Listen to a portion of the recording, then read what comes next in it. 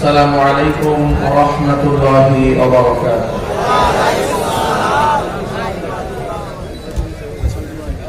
الحمد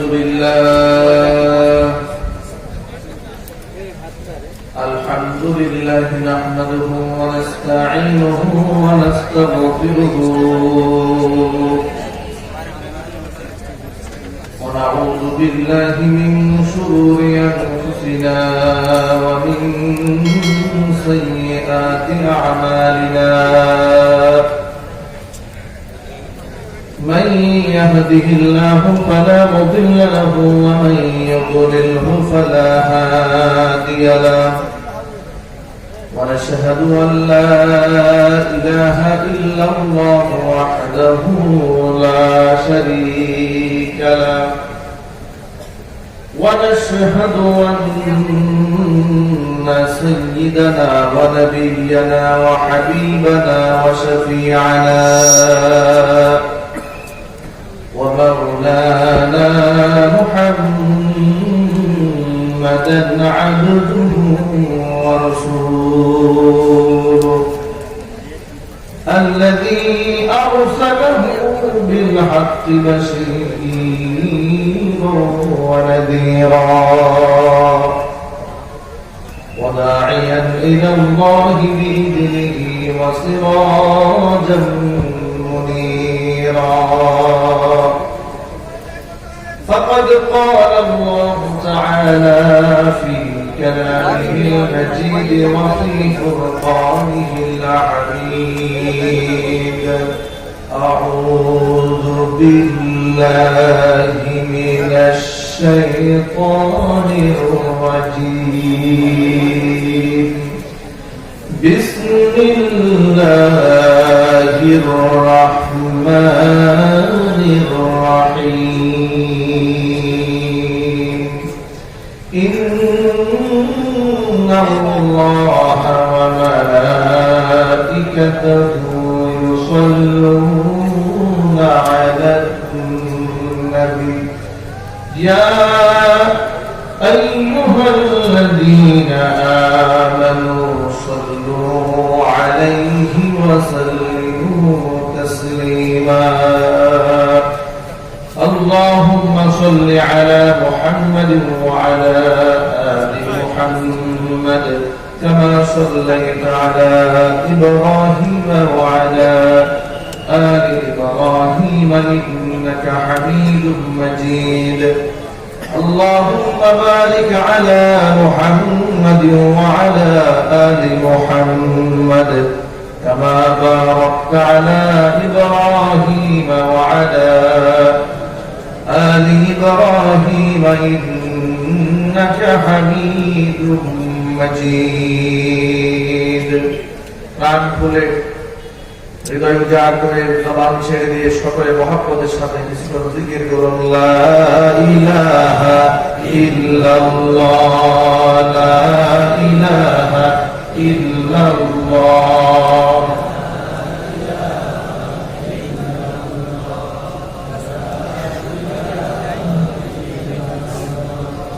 لا إله إلا الله، لا إله إلا الله، لا إله إلا الله.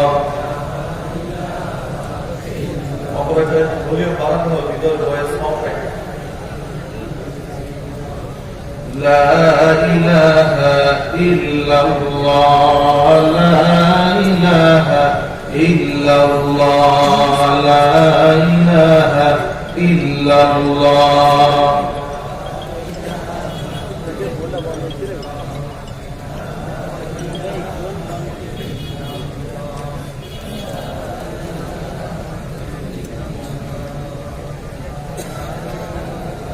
لا إله إلا الله محمد رسول الله সাল্লাল্লাহু আলাইহি ওয়াসাল্লাম। ঐতিহ্যবাহী সাতক্ষীরা জেলার অন্তর্গত সাতক্ষীরা সদর থানা খাঁচা আমিনিয়া মাদ্রাসার ময়দানে 44তম বার্ষিক দুদিনব্যাপী ওয়াজ মাহফিলের আজকের এই শেষ দিবসের শেষ অধিবেশনের সম্মানিত সভাপতি সাহেব, আমন্ত্রিত হাজারাত উলামায়ে কেরাম, মুরব্বিয়ানে আযম, অত্র এলাকা এবং পার্শ্ববর্তী এলাকার বিভিন্ন প্রান্ত থেকে ছুটে আসা দিন দরদি, ঈমানদার, পরহেজগার, মুত্তাকি মুসলিম ভাইরা, পর্দার অন্তরালে অবস্থানরত আমাদের সকলের শ্রদ্ধাভাজন পর্দানিশীন মা এবং বোনেরা, মহান আল্লাহ রাব্বুল আলামিনের দরবারে আলিশানে লাখ কোটি শুকরিয়া আদায় করছি, নত শির সুজুদ পেশ করছি যে মহান আল্লাহ তাবারক ওয়া তাআলা মুসলিম উম্মাহ এই ক্লান্তি লগ্নে হাজারো প্রতিকূলতাকে উপেক্ষা করে শত বাধা পেরিয়ে হাজারো মানুষকে একত্রিত হয়ে কোরআনে কারীমের ময়দানে কোরআনে কারীম থেকে আলোচনা করার, আলোচনা শোনার তৌফিক দান করেছেন, সুযোগ করে দিয়েছেন। এই জন্য আপনারা খুশি না বেজার? কম না বেশি? উচ্ছ্বসিত কণ্ঠে, খুশি মনে, মন প্রাণ উজাড় করে আল্লাহ সুবহানাহু ওয়া তাআলা শেখানো ভাষায় শুকরিয়া আদায় করছি। জবান ছেড়ে দিয়ে সকলে একজোটে বলছি আলহামদুলিল্লাহ। রব্বানা লাকাল হামদ হামদান কাসীরা তাইয়িবান মুবারাকান ফীহি। রব্বানা লাকাল হামদু কামা ইয়ানবাগী লিজালালি ওয়াজহিকা ওয়া আযীমি সুলতানিকা। আল্লাহ রাব্বুল আলামিন এই মাহফিলকে কবুল করুন। আমিন।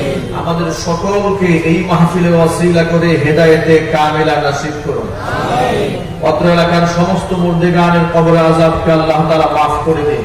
আমিন। যারা বয়ান শোনার জন্য এসেছে, পর্দার অন্তরালে মা বোনেরা বসে আছেন, আজকের এই মাহফিল শেষ করে কোরআন সুন্নাহর কিছু সবক নিয়ে আমরা এখান থেকে বিদায় হব। আমরা বলি ইনশাআল্লাহ।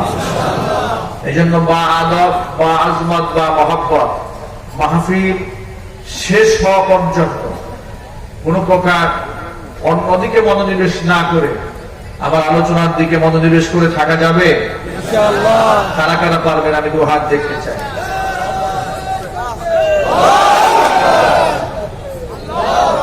আল্লাহ তাআলা কবুল করুন। প্রিয় ভাইয়েরা, এমন সংকটপূর্ণ মুহূর্তে কোরআনের মাহফিলে বসে আছি, বক্তা এবং শ্রোতা সকলের মনের মধ্যে উৎকণ্ঠা বিরাজ করছে। আমরা কখনো ভাবিনি মুসলিম অধ্যুষিত বাংলাদেশে কোরআনের কথা বলতে গিয়ে অনেক বেশি বিবেচনা করে কথা বলতে হবে,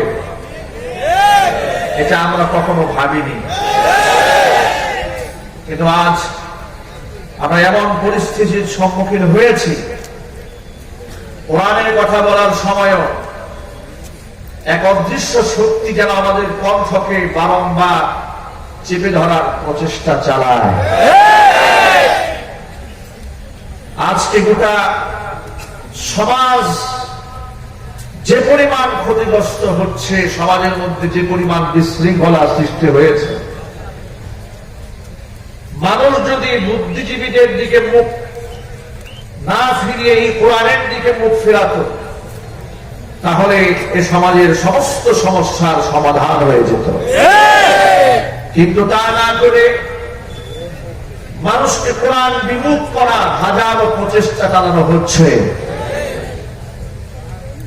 নোংরামি এবং বেহায়াপনা, অসভ্য কৃষ্টি কালচারকে বাংলাদেশে প্রমোট করা হচ্ছে।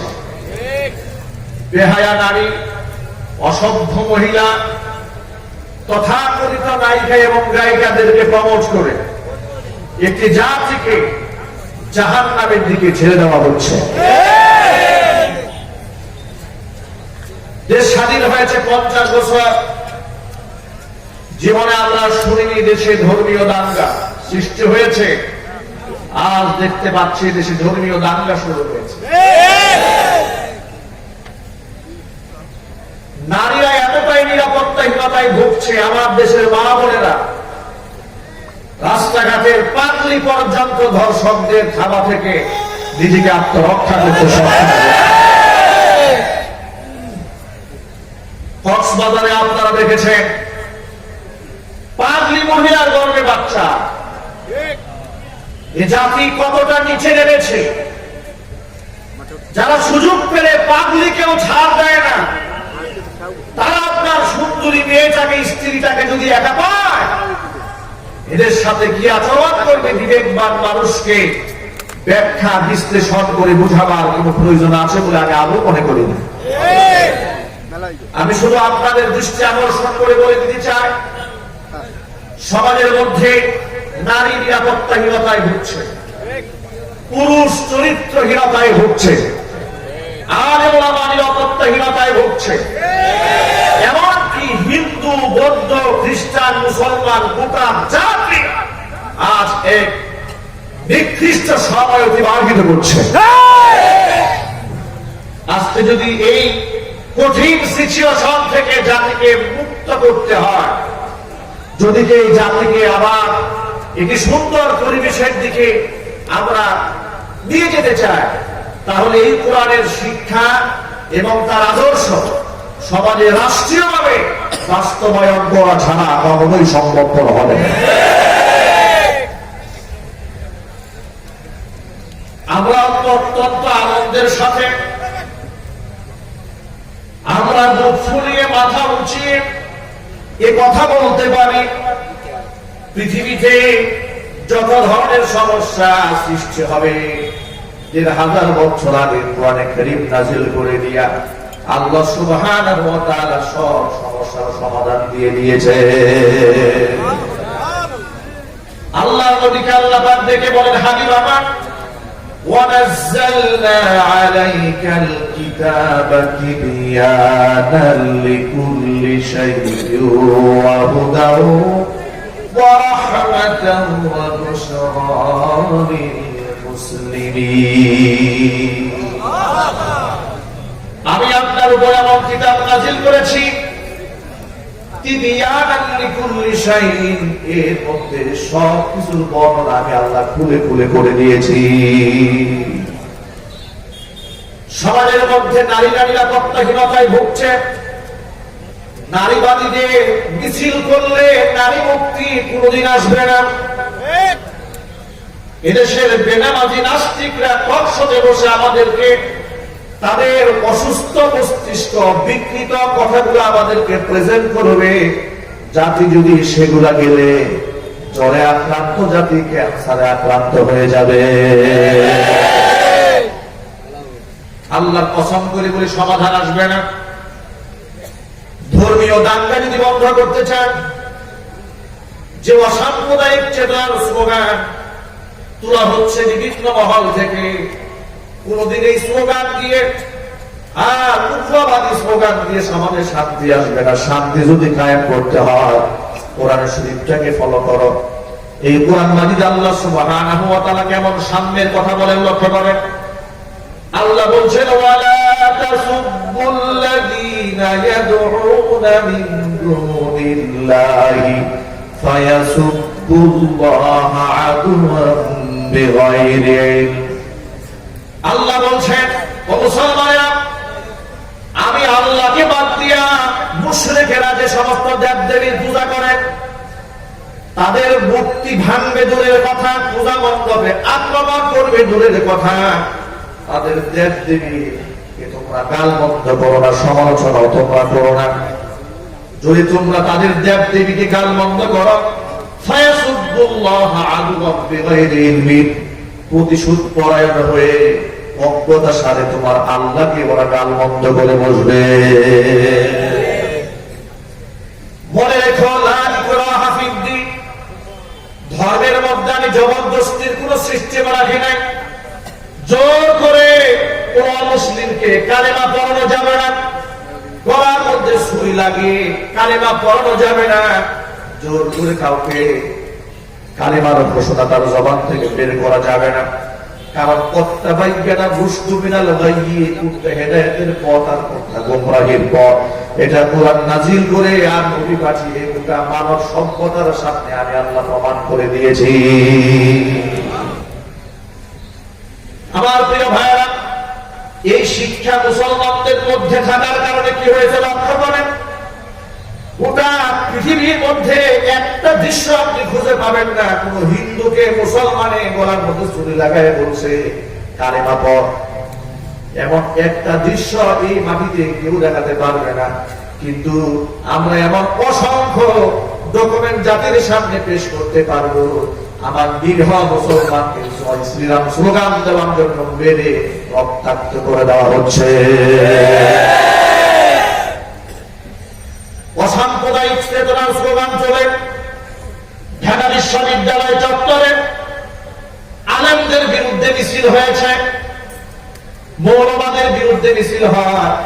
আমি বড় আশ্চর্যান্বিত হয়ে যায়, অপরাধ করে কে আর অপরাধী সাজানো হয় কাদেরকে?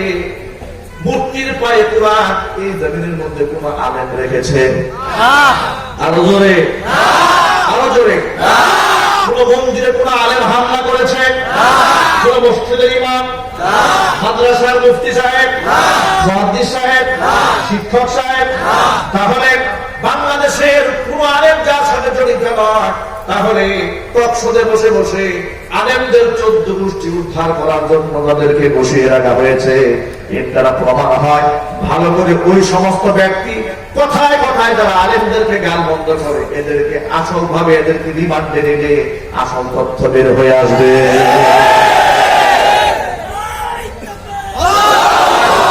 আমি বলতে চাই অসাম্প্রদায়িক বাংলাদেশী শান্তির নিলয়ে হিন্দুরা বসবাস করেন। হিন্দু মুসলিম আমরা একসাথে ব্যবসা বাণিজ্য লেনদেন উঠা বসা করি। আমাদের সাথে হিন্দুদের কোন দ্বন্দ্ব আছে? খ্রিস্টানদের সাথে আছে, বৌদ্ধদের সাথে আছে। এই দ্বন্দ্ব না থাকার কারণটা বলি।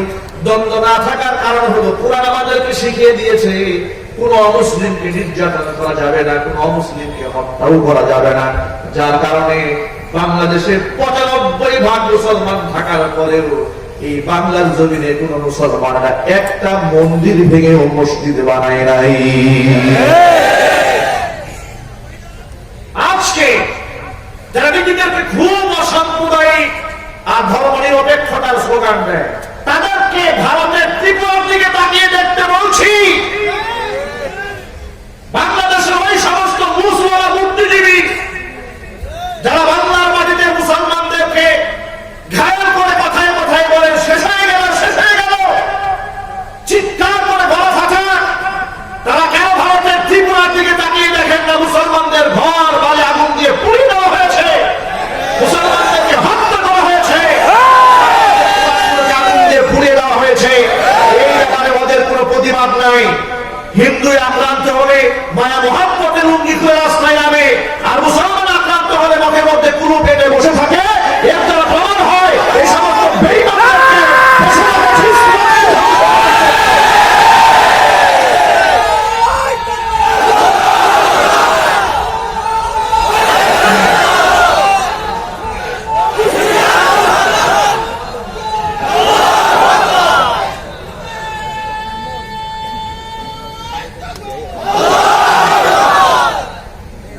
আমি আমার ভাষায় সব সময় বলি,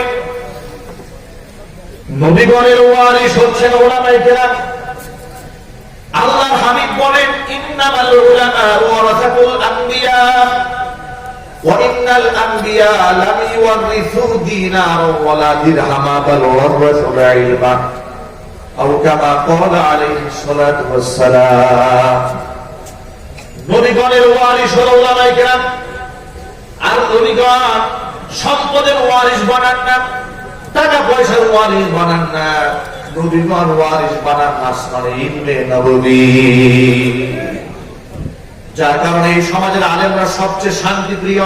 ঠিক কি না? এই কথার সাথে কি আপনাদের দ্বিমত আছে নাকি? আলেমরা শান্তিপ্রিয়, আলেমরা সমাজের শ্রেষ্ঠ মানুষ এবং এই জাতির শ্রেষ্ঠ সন্তান। কোন সন্দেহ আছে? এখনো কোন বিশ্বাস এবং আস্থা মহব্বত ভালোবাসা আলেমদের প্রতি আছে না? আমি দুহাত দেখতে চাই।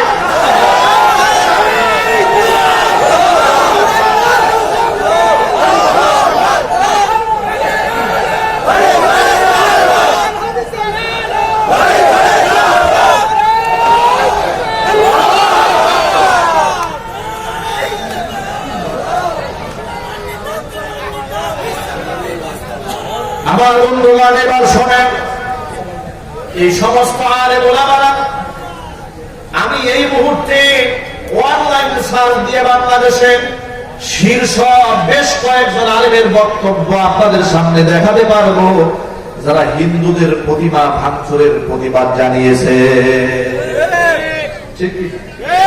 আলেমরা প্রতিবাদ জানান নাই? কথা বলেন না কেন? আলেমরা প্রতিবাদ জানান নাই? আলেমরা প্রতিবাদ জানিয়েছে, কিন্তু একটা গুরু ঠাকুর দেখা, একটা গুরু ঠাকুর দেখা মুসলমানদের কুরআন শরীফটা মূর্তির পায়ে রাখার ব্যাপারে ভারতবর্ষ সহ পৃথিবীর কোন সনাতন ধর্মগুরু ঠাকুর প্রতিবাদ জানিয়ে বলেছে যে এটা অন্যায় হয়েছে, এটা ঠিক হয় না। দেখাতে পারবেন? এই সাহস কারো আছে? এরপরেও ওরা হয়ে গেল সাম্প্রদায়িক, আর আমরা হয়ে গেলাম সাম্প্রদায়িক। চিন্তা ভাবনা করেন, টেবিলটাকে কিভাবে উল্টে দেওয়া হয়েছে। অন্যায়ের প্রতিবাদ করলাম আমরা, মারও খেলাম আমরা, কিন্তু কান্দে ওরা। শেষ হয়ে গেল, কি শেষ হয়েছে? আমি আমার ভাষায় সবসময় বলি, বাংলাদেশের মুসলিমরা মুসলমানদের পরিবার মধ্যে বসে আছে, ঠিক সেইভাবে নিরাপদে দিনের ভিতরে কুসুম থাকে যেভাবে নিরাপদ। অমুসলিমদের সাথে আমাদের কোনো দাঙ্গা নাই। অতএব শুনে রাখুন মুসলমান, সকলকে বলবো ধর্ম চর্চা করেন। কোরআনের সঠিক জ্ঞান চর্চা করলে মানুষ কোনদিন ধর্মান্ধ হয় না, বরং ধর্মীয় জ্ঞান না থাকলে মানুষেরা ধর্মান্ধ হয়ে যায়। যার জন্য আমরা সমাজের মধ্যে দেখতে পাই, সমাজের মধ্যে ত্রাস সৃষ্টি করে কারা, জঙ্গিবাদ সৃষ্টি করে কারা। বাংলাদেশের উল্লেখযোগ্য কোন মসজিদ, মাদ্রাসা, শিক্ষক, মুফতি, মুহাদ্দিস, আলেম ওলামা, তালবে ইলম ছাত্ররা কোন একটা জঙ্গি সংগঠনের সাথে জড়িত হয় না, তারা দাঙ্গা সৃষ্টি করে না, আত্মঘাতী হামলাও করে না।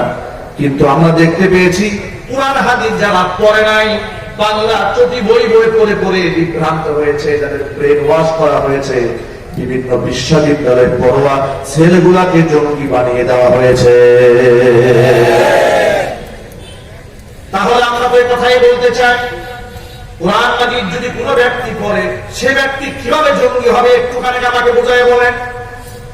কারণ হচ্ছে কোরআন তো আমাকে সে কথা শিখিয়ে দিয়েছে, মান কাতালা নাফসান বিগাইরি নাফসিন আও ফাসাদিন ফিল আরদি ফাকান্নামা কাতালান নাস জামিআ ওয়া মান আহইয়াহা ফাকান্নামা আহইয়ান নাস জামিআ। অন্যায় ভাবে কোন একজন মানুষকে কেউ যদি হত্যা করে, সে যেন তামাম পৃথিবীর সব মানুষকে হত্যা করল। আর একজন মানুষকে কেউ যদি বাঁচাইয়া দিল, বেঁচে থাকার সুযোগ করে দিল, সে যেন তামাম পৃথিবীর সমস্ত মানুষগুলাকে বাঁচিয়ে দিল। জোরে বলেন সুবহানাল্লাহ। বিশ্বনবী মুহাম্মদ রাসূলুল্লাহ সাল্লাল্লাহু আলাইহি সাল্লাম বলেন, অমুসলিমদের সাথে তোমার ব্যবহারটা কেমন হবে শোনো। মান কাতালা মুআহাদান লাম ইয়ারহ রাইহাতাল জান্নাহ ইয়াওমাল কিয়ামাহ ওয়া ইন্না রিহাহা লাতুজাদু মিন নাসিরাতি 40 আমা। ও মুসলমান ভাইরা, আল্লাহ নবী বলেন, মুসলমানদের দেশে বসবাস করার পরে কোন অমুসলমানকে যদি কোন মুসলমান হত্যা করে, ওই মুসলমান যত বড় নামাজি হোক না কেন, কিয়ামতে জান্নাতে যাবে, দূরের কথা জান্নাতের খুশবু পর্যন্ত নাকের মধ্যে পাবে না।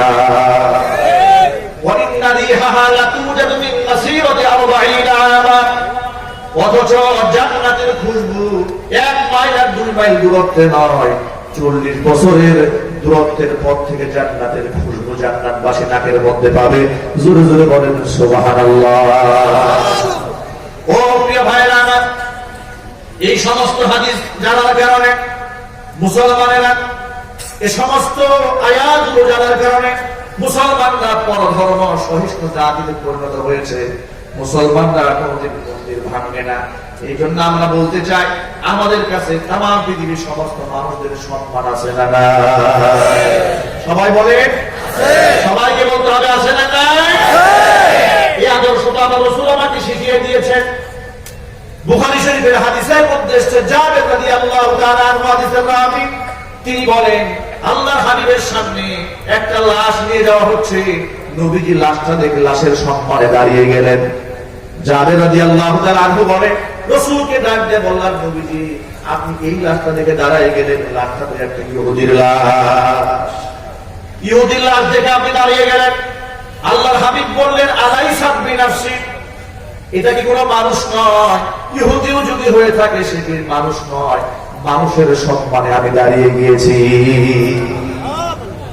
প্রিয় ভাইরা আমার, তাহলে এইভাবে আল্লাহ নবী সাল্লাল্লাহু আলাইহি সাল্লাম ইহুদিদেরকে সম্মান দিয়েছেন। আল্লাহ নবীর সাথে একজন ইহুদি উঠা বসা করত। হুজুর শুনতে পেলেন ইহুদি অসুস্থ। একথা শুনে আল্লাহর নবী দৌড়ে চলে গেলেন ইহুদির ঘরে। অসুস্থ ইহুদির পাশে গিয়ে বসলেন।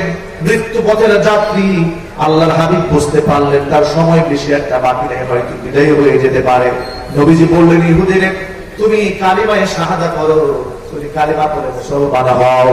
এই কথা বলার পরে ইহুদি তার বাবার চেহারার দিকে তাকিয়ে পারমিশন চাইল। বাবা বুঝতে পারলো আমার ছেলে আমার কাছে পারমিশন চাচ্ছে আমি কালিমা পড়বো কিনা।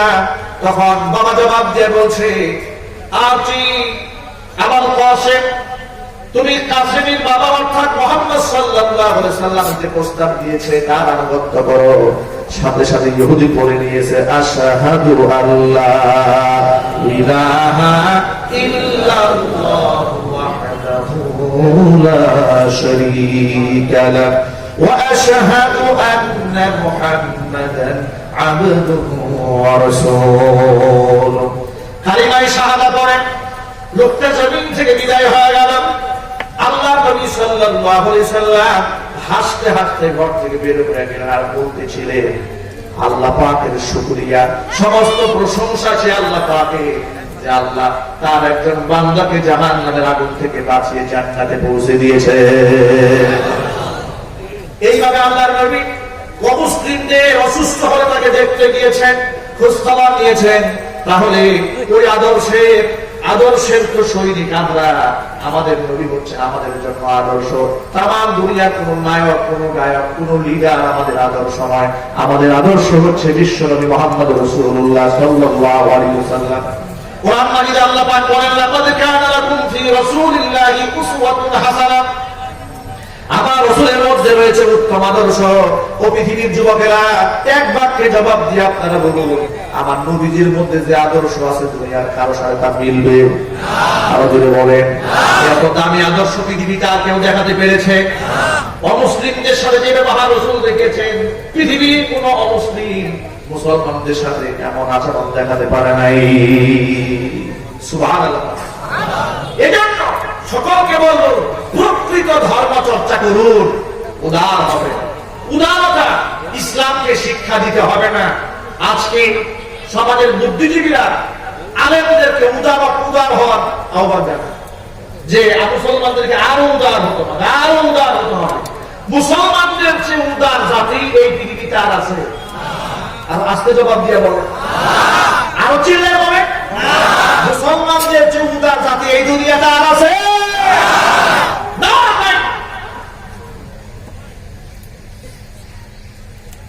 প্রিয় যুবক ভাইয়েরা আমার, এই জন্য বলি সমাজের সমস্যার সমাধান দিতে পারবে কোরআন। নারীর ইজ্জতের সমস্যা সমাধান হয়ে যাবে কোরআন শরীফের সবক গ্রহণ করো। পাগলিও ধর্ষিতা হবে না, আর মা বোনরাও ধর্ষিতা হবে না। এই জন্য আল্লাহ পাক মানুষের হাতে আইন তৈরি করার মেজর আইনগুলা, যে আইনগুলা মানুষ তৈরি করতে গিয়ে ইনসাফ রাখতে পারবে না, ব্যালেন্স রাখতে পারবে না, মানুষেরা আসবিয়াতে ভুগবে, মানুষেরা আবেগ তাড়িত হয়ে কারো প্রতি জুলুম করে ফেলতে পারে। এই জন্য আল্লাহ পাক মেজর আইনগুলা মানুষের হাতে দেন নিজেই তৈরি করে দিয়েছে। সুবহানাল্লাহ। চুরি করলে কি সাজা হবে? ডাকাতি করলে কি হবে? জেনা করলে কি হবে? রাষ্ট্রদ্রোহিতা করলে কি হবে? মানুষ হত্যা করলে কি হবে? মেজর আইনের ফয়সালা কোরআনে আছে না নাই? এমন ভাবে জবাব দেবেন আপনারা? আর চিল্লাইবে আছে না নাই? কেন? অন্য সব কিছু যেমন কি ফ্লাইওভার হবে না হবে না, এই সমস্ত কথা কোরআন হাদিসে না। কারণ এটা মানুষ আবিষ্কার করতে পারবে, কিন্তু মেজয় যার সাথে মানবতার সম্পর্ক, যার সাথে এ সমাজের সভ্যতার সম্পর্ক, যার সাথে এ সমাজের স্বস্তি নিরাপত্তার সম্পর্ক, এই সমস্ত ফয়সালা আল্লাহ পাক কোরআন মাজিদে বলে দান করেছেন। ভালো করে লক্ষ্য করেন মা বোনেরা, ইসলাম নারীদেরকে বলে দিল قل للمؤمنات يغضضن من أبصارهن ويحفظن فروجهن ولا يبدين زينتهن إلا ما ظهر منها وليضربن بخمرهن على جيوبهن। আল্লাহ পাক বলেন নবীজি আপনি মহিলাদেরকে বলেন, মুমিন নারীদেরকে বলেন, তারা যেন নিজের চক্ষুকে পর পুরুষ থেকে নিম্নগামী করে রাখে। পুরুষরা যেমন নারীদেরকে দেখলে চক্ষুকে নিম্নগামী করে রাখবে, নারীরাও পর পুরুষকে দেখলে চক্ষুকে নিম্নগামী করে রাখবে। কারণ এই চক্ষু হচ্ছে সাহামিস শায়াতিন। আল্লাহ নবী সাল্লাল্লাহু আলাইহি সাল্লাম বলেন মানুষের চক্ষু হচ্ছে শয়তানের মারাত্মক তীর। এই তীর দিয়ে মানুষকে শয়তান ঘায়েল করে। সুন্দরী নারীর প্রতি নজর পড়লে পুরুষের যেমন অন্তরের মধ্যে ওয়াসওয়াসা সৃষ্টি হতে পারে, সুন্দর পুরুষের প্রতি নজর পড়লেও নারীর হৃদয়ে আকর্ষণ সৃষ্টি হয় না। কেমন তো কেমন জবাব দেন আপনারা?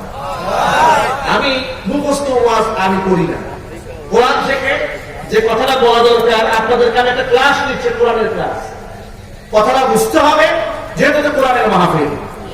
আপনারা যদি বুঝে হানা জবাব দেবেন তাহলে আমি কথা বলতে এনার্জি পাবো, না হলে আমি আগ্রহ হারিয়ে ফেলবো।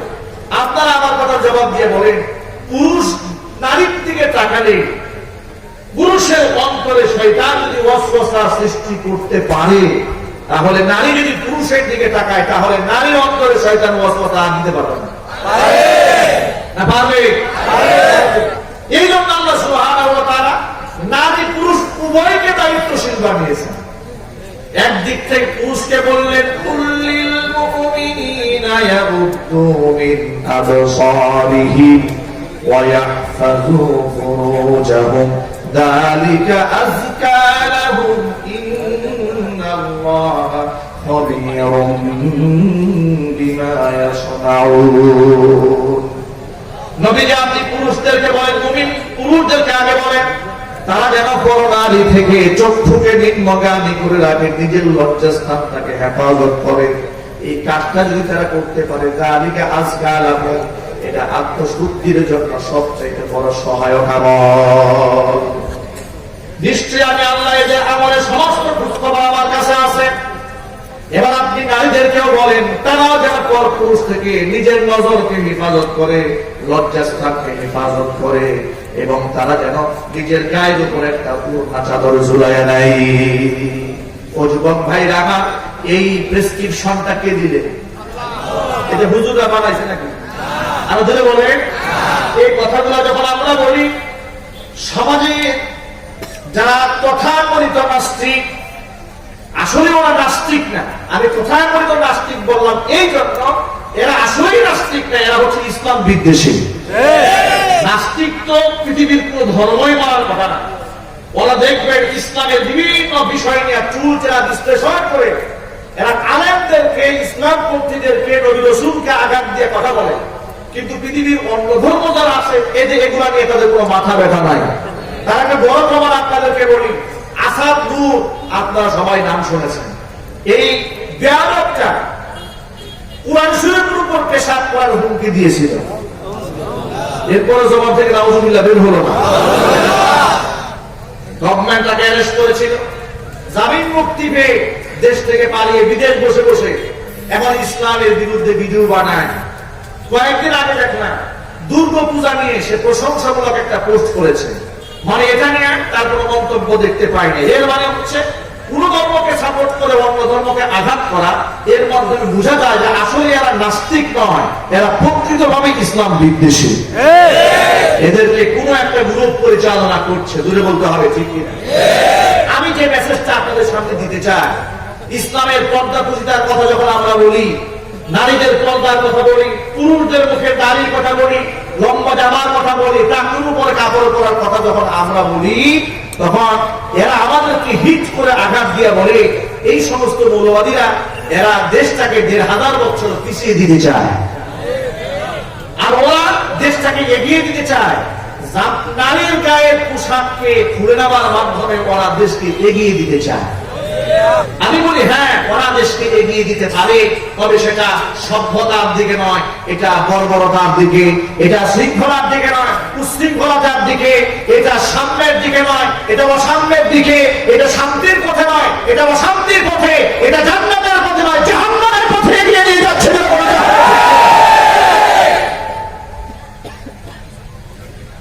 প্রিয় ভাইয়েরা, তাহলে আমাদের প্রতি তোমাদের এত খুব কেন? কথাগুলো তো আমাদের নয়, আমরা তো শুধুমাত্র কুরআন শরীফের তরজমা তোমাদেরকে শোনাই দিলাম। বিধানটা দিয়েছেন কে?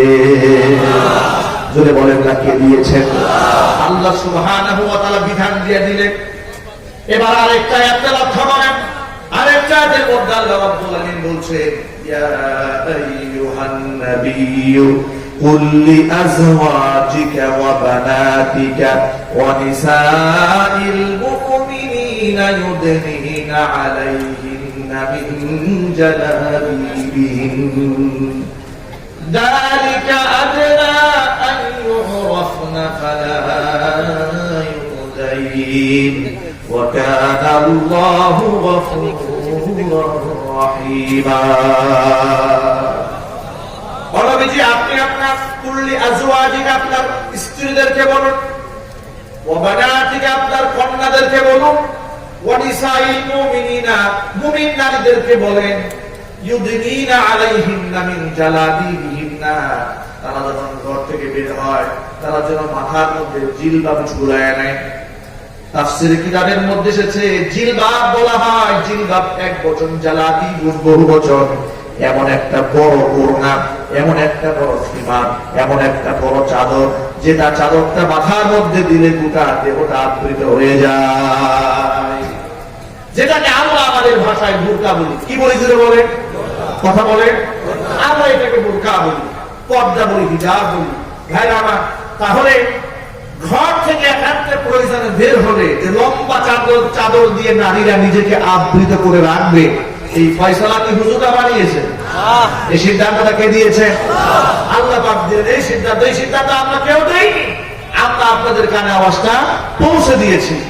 ভাইরা আমার, তাহলে বোরকা পরলে কি ফায়দা হবে? আল্লাহ নিজে বলছেন, যালিকা আদনা আন ইউরাফনা, এরা যে মুসলিম নারী চিনতে সহজ হয়ে যাবে। সবচেয়ে বড় ফায়দা হলো ফালা ইউজাইন, এরা উত্তপ্ত হবে না, এদেরকে ইফতিজিং করা হবে না। জোরে জোরে বলেন সুবহানাল্লাহ। ইফতিজিং থেকে বাঁচার প্রয়োজন আছে না নাই? নিরাপত্তা নারীদের প্রয়োজন আছে না নাই? আল্লাহ বলছেন এই পলিসি অবলম্বন করলে ফালা ইউজাইন, নারীদেরকে উত্তপ্ত করা হবে না। তাহলে আল্লাহ সুবহানাহু ওয়া তাআলা প্রেসক্রিপশন দিলেন, আল্লাহর প্রেসক্রিপশন আমরা মানি না। মা বোনরা ওয়েস্টার্ন কালচার ফলো করেন। সমাজের মধ্যে অসংখ্য নামাজি লোকদেরকে আমি দেখেছি নিজে 5 ওয়াক্ত নামাজ মসজিদে জামাতের সাথে আদায় করে, কিন্তু ঘরের বউরে পর্দা করায় না। মেয়েটাকে বিশ্ববিদ্যালয়ে পাঠিয়ে দিয়েছে, কোথায় যায়, কি করছে, কোনো খবর রাখে না।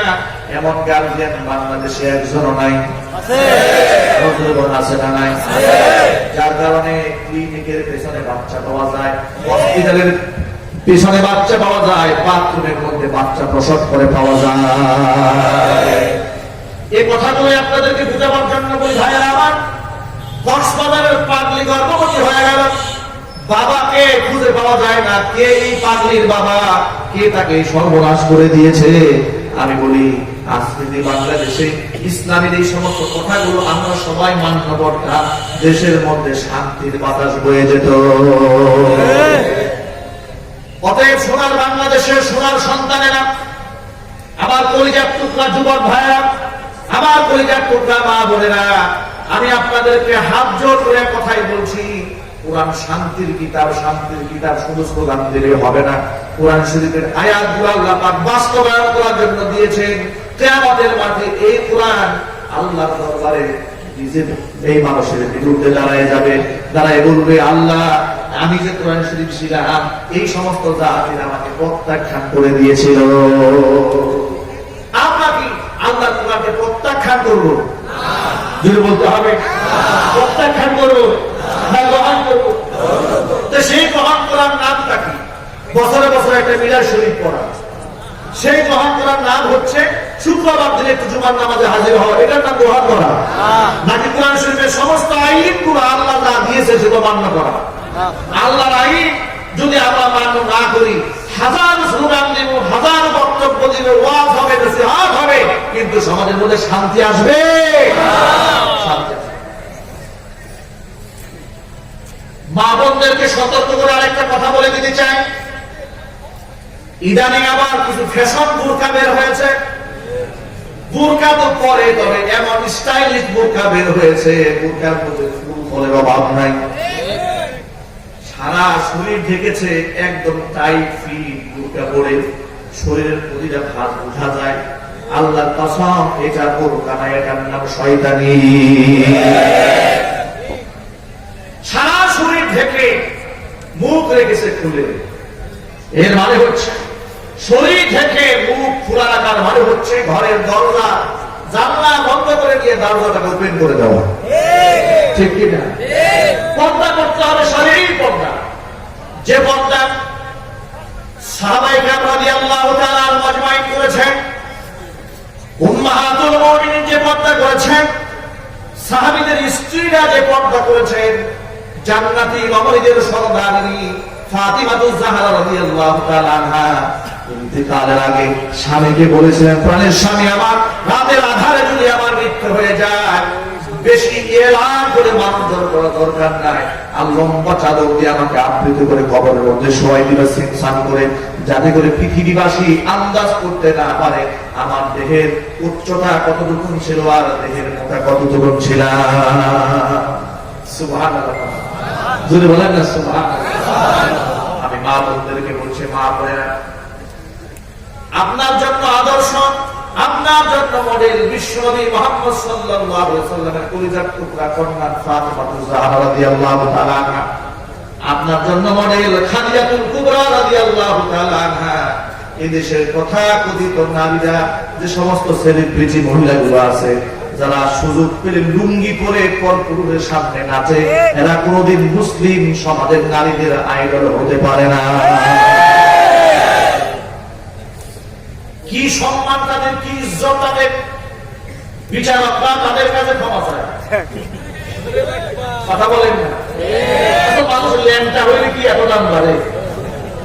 এটা আমি জানতাম। ল্যাংটা হয়ে গেলে কি এত দাম?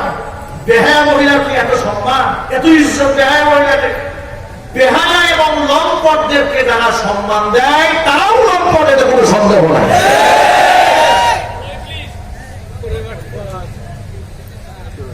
এই জন্য আমার মা বোনদেরকে বলছি, মা বোনেরা,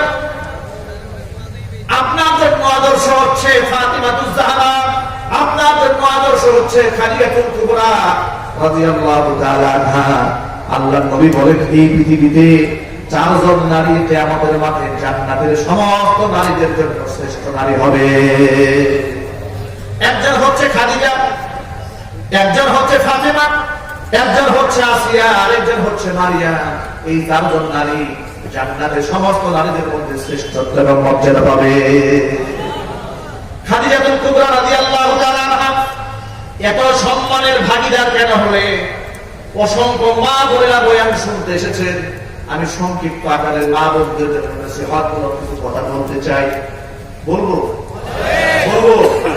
আজকে প্রত্যেকটা ঘর এক একটা যুদ্ধের ময়দান হয়েছে। বেশিরভাগ 100টা ঘরের ভেতরে 90টা ঘর, যার মধ্যে অশান্তির আগুন প্রতিনিয়ত দাও করে চলছে। স্বামী স্ত্রীর মারামারি, ঝগড়াঝাটি, পরকীয়া, দ্বন্দ্ব, আর এই মোবাইল থাকার কারণে কি পরিমাণ পরকীয়ায় জড়াচ্ছে নারী পুরুষ সমানে, তার কোনো হিসাব নাই। আর এমন তালাকের মাত্রা এমন বাড়া বেড়েছে যে আমরা এত ব্যস্ততার ভেতরে অসংখ্য মহিলারা ফোন দিয়ে কাঁদতেই থাকে, পুরুষেরা কান্নায় ভেঙে পড়ে, ডিভোর্স। ঠিক কি না? কথায় কথায় তালাক, কথায় কথায় ডিভোর্স, এগুলা চলছে। অশান্তির মূল কারণ কি? অশান্তির মূল কারণ মোবাইলে পরপুরুষের সাথে সম্পর্ক।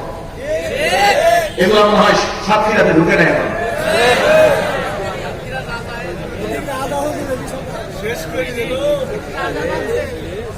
কত বড় দুঃখজনক কথা, কত বড় লজ্জাজনক কথা। এই মোবাইলে পরকিয়া করে করে সংসারের ভিতরে অশান্তির আগুন দাও দাও করে জ্বালিয়ে দেওয়া হচ্ছে।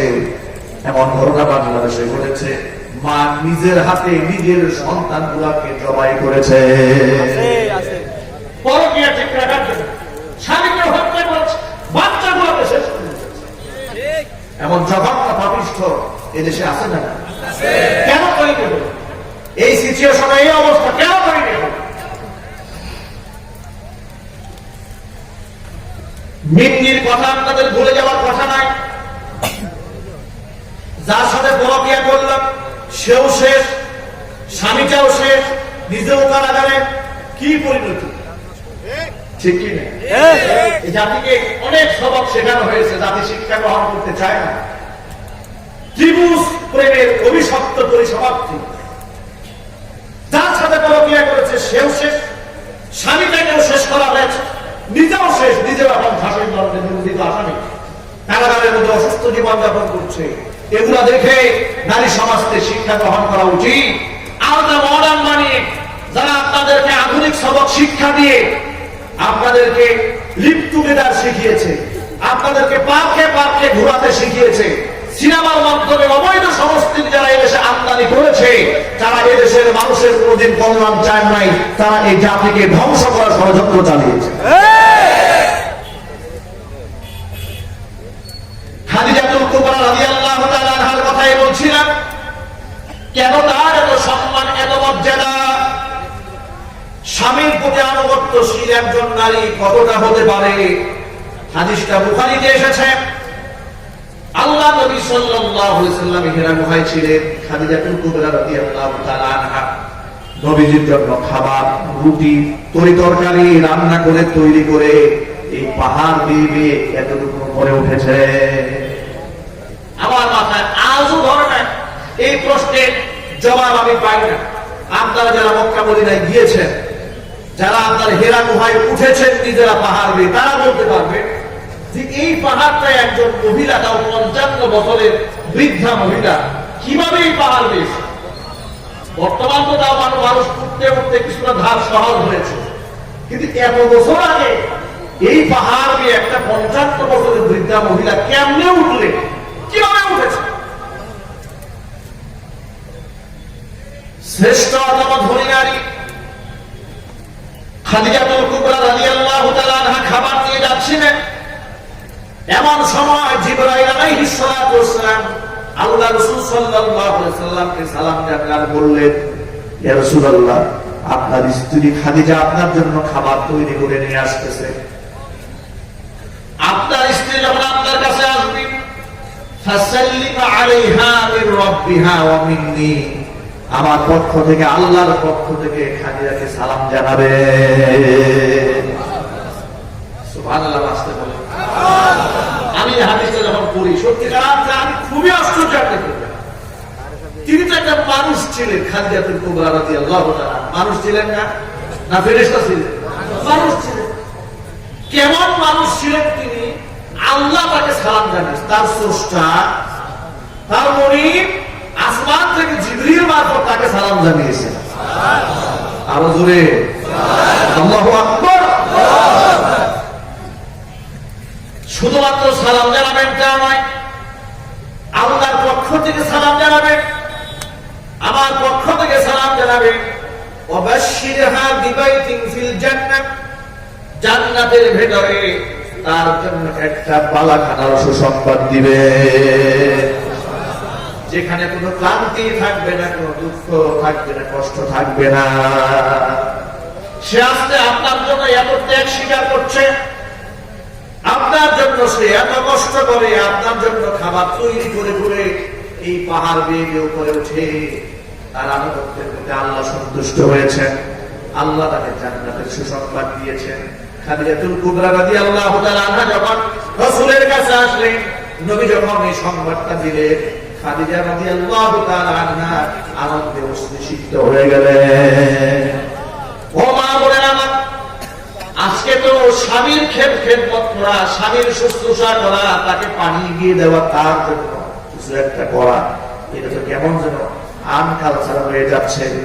আমরা আগে শুনতাম স্বামীরা ক্লান্ত পরিশ্রান্ত হয়ে গেলে স্ত্রীর হাত পাখা দিয়ে বাতাস করেছে, তার জন্য খাবার দিয়ে খেত খাবারে পর্যন্ত গিয়েছে। আর এখনকার নারীরা এমন অবস্থা হয়েছে, টেলিভিশনের সামনে বসে আছে, পরিশ্রান্ত স্বামী বাড়ি এসেছে, স্বামীকে অর্ডার দিয়ে বলে টেবিলে খানা রাখা আছে, খেয়ে নাও। দেখি না আমার সিরিয়াল চলতেছে, এটাকে ডিস্টার্ব দেওয়া যাবে না। খানা রাখা আছে, খেয়ে না। আমি কিছুদিন আগে শুনতে পেলাম বাংলাদেশে নাকি ভারতে এই সমস্ত চ্যানেলগুলো নিষিদ্ধ করা হয়েছে। এই চ্যানেল কি আমার খুলে দেওয়া হয়েছে? ধন্যবাদ, ভালো করে গিয়েও সাথে বললাম।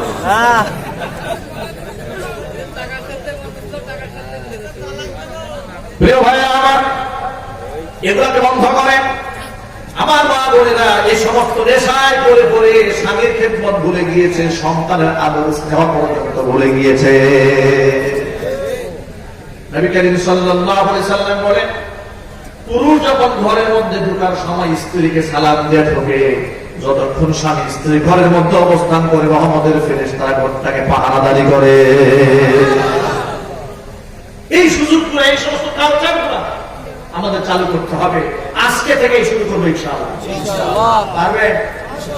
আজকে বাড়িতে গিয়ে বউকে সালাম দিতে হবে সবার আগে। কারা কারা পারবেন হাত দেখে বউকে সালাম দিবেন, ভালো করে বলেন।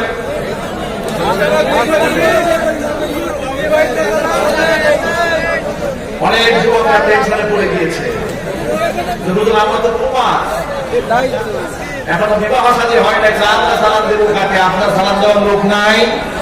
কথা বলেন না কেন? লোক নাই? তারা কারা? তারা কারা? সালাম দেবেন, ঠিক আছে ইনশাআল্লাহ।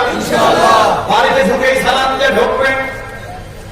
আবার সালামটা যেন বেশি জোর আওয়াজে না হয়। হঠাৎ করে বউকে জোরে সালাম দিলে কিন্তু ভয় পেয়ে যাবে। বউ মনে মনে ভাববে জীবনে কোনদিন সালাম দেয় না, সারা জীবন খারাপ ব্যবহার করেছে, আর বাড়িতে ঢুকে এত লম্বা সালাম, মতলব মনে হয় খারাপ। ভয় দেখাবেন, অত্যন্ত মহব্বতের সাথে সালাম দেবেন। আপনি সালাম দিয়ে ঢুকবেন, ঘর থেকে সালাম দিয়ে বিদায় হয়ে বের হয়ে আসবেন। সুবহানাল্লাহ।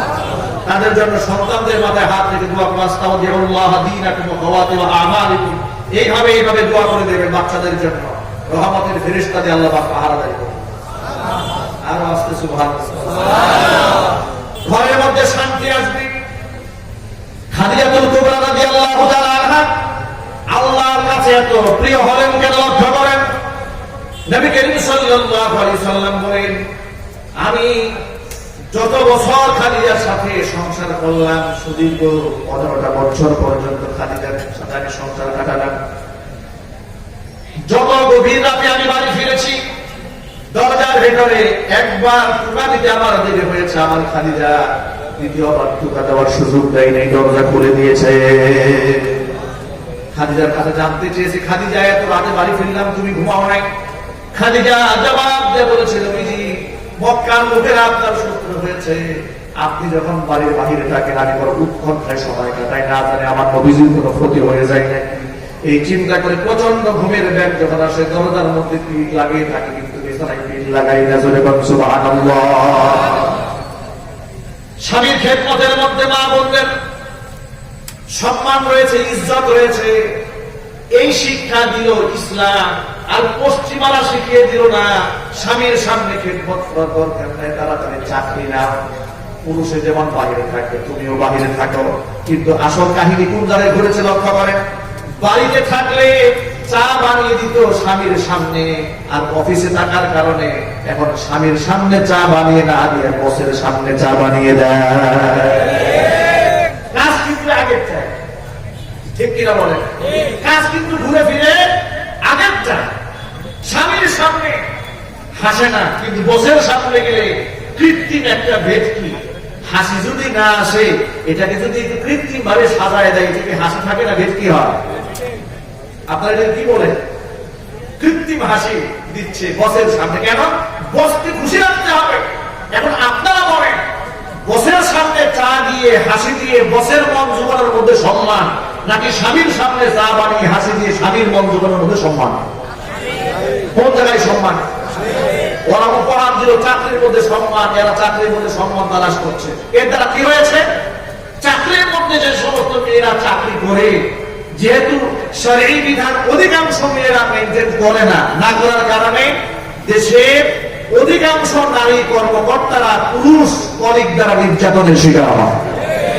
এটা আমার বক্তব্য নয়, এটা গোয়েন্দা রিপোর্ট, এটা পত্র-পত্রিকার রিপোর্ট।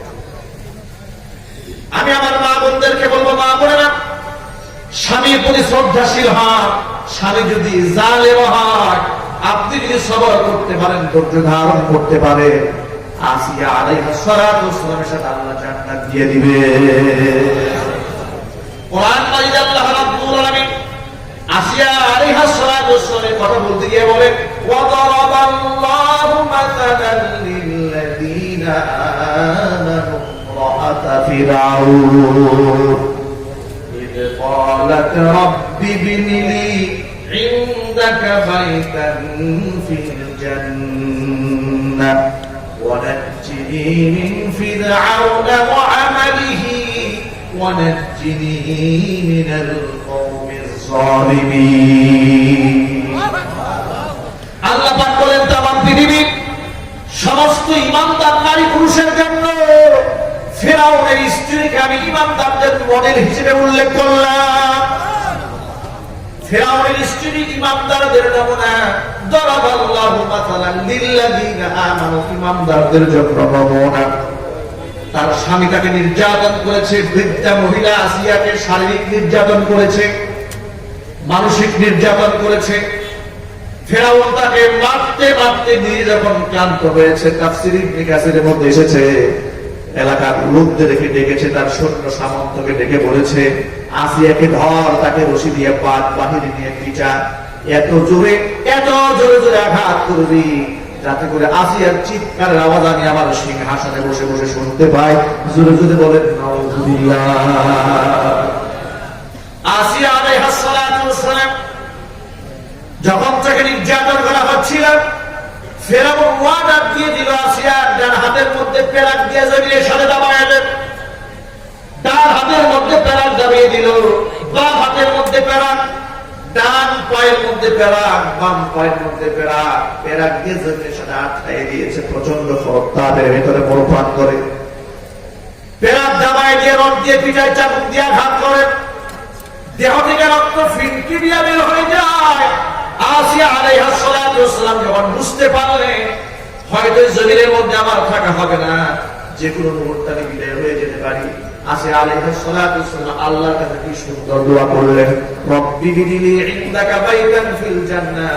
আয় আল্লাহ, এই জমিনের মধ্যে ফিরআউনের সিংহাসন আমার ভালো লাগে না, ছোট্ট এই ঘর আমার ভালো লাগে না।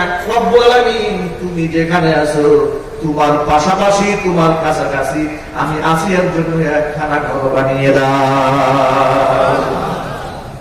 ওয়ানাজ্জিনি মিন ফিরআউন, ফিরআউন থেকে তুমি আমাকে রক্ষা করো। ওয়ানাজ্জিনি মিন ফিরআউন ওয়া আমালিহি, ওয়া দুষ্কৃত কর্ম থেকে আল্লাহ তুমি আমাকে রেহাই দাও। ওয়ানাজ্জিনি মিনাল কওমিজ যালিমিন, এই জালেম সম্প্রদায়ের হাত থেকে আল্লাহ তুমি আমাকে বাঁচাও। আল্লাহ সুবহানাহু ওয়া তাআলা দুআকে সাথে সাথে মঞ্জুর করে নিয়েছেন, বলেন আল্লাহু আকবার। জিবরাইল আলাইহিস সালাতু ওয়াস সালামকে পাঠিয়ে দিয়েছেন, জিবরাইল যা, মালাকুল মাউত যা, কবজ করার আগে আমার আসিয়ার চোখের সামনে জান্নাতের বালাখানার দৃশ্য তুলে ধর। আসিয়ার চোখের সামনে জান্নাতের নমুনা জিবরাইল আলাইহিস সালাতু ওয়াস সালাম যখন তুলে ধরেছেন, শাহাদাতের পেয়ালা পান করে আসিয়া যখন পৃথিবী থেকে বিদায় হবেন, তিনি হাসতেছিলেন। সুবহানাল্লাহ। আশ্চর্যের ব্যাপার হলো, নির্যাতনে অতিষ্ঠ হয়ে তিনি তো কান্না করার কথা, তিনি কান্না না করে মৃত্যুর আগে, শাহাদাতের আগে তিনি হাসতেছিলেন। এলাকার লোকেরা মনে করেছে নির্যাতনে অতিষ্ঠ হয়ে আসিয়া বোধহয় পাগল হয়ে গেছে।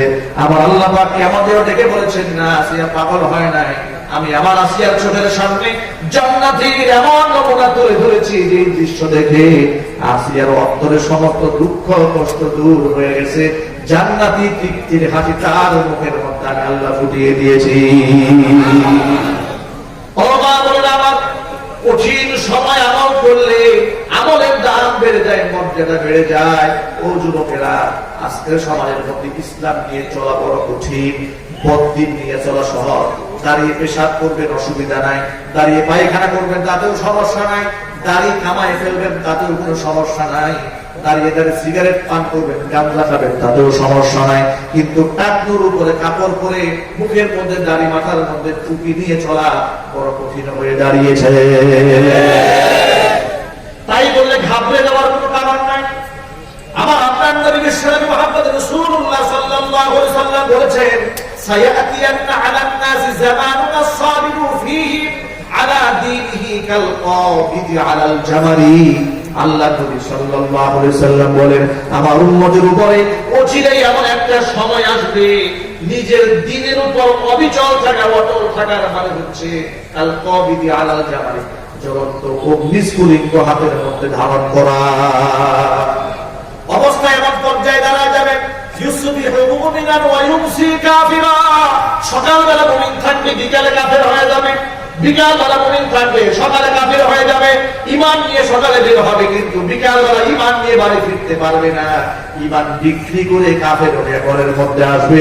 এমন জমানা আসবে, আজকে সমাজের বাস্তবতার দিকে তাকায় তারই নমুনা দেখুন। যুবক ভাইরা আমার, তাই বলে আমাদের নিরাশ হওয়ার কোনো কারণ নাই। আপনাদেরকে একটা খুশখবরি দিয়ে নেই, সুসংবাদ দিয়ে নেই। আল্লাহ নবী সাল্লাল্লাহু আলাইহি ওয়াসাল্লাম সাহাবীদেরকে বললেন, সাহাবীরা, আমি তোমাদের মাঝে জীবিত আছি। ইসলামের 10 ভাগের 1 ভাগ যদি তোমরা কেউ ছেড়ে দাও, অবশ্যই তোমরা কাফের হয়ে যাবে। কিন্তু এমন একটা কঠিন সময় আসবে যখন আমি এই পৃথিবীর মধ্যে থাকবো না, তামাম পৃথিবীর মধ্যে ফেতনা বরপা হয়ে যাবে। ওই সময় 10 ভাগ ইসলামের 1 ভাগও যদি আমার উম্মতকে ধরে রাখতে পারে, সব ওই ব্যক্তি আল্লাহর বেহেশতে হবে।